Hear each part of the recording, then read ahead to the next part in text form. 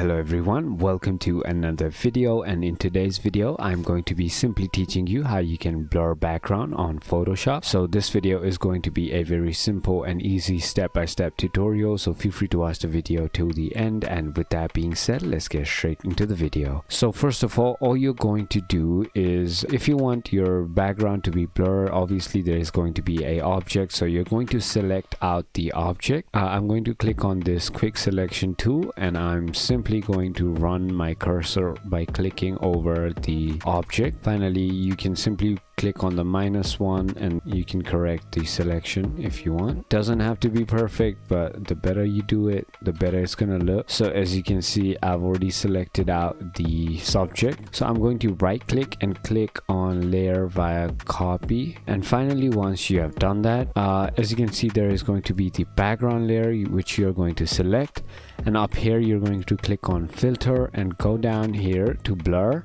and you're going to select Gaussian blur.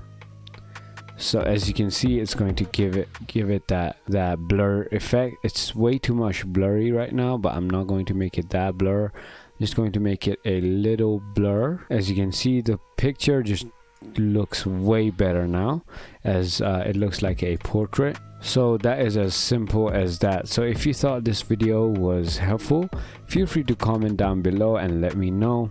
And if you want more videos like this, feel free to hit that subscribe button, hit that like button, and thank you so much for watching.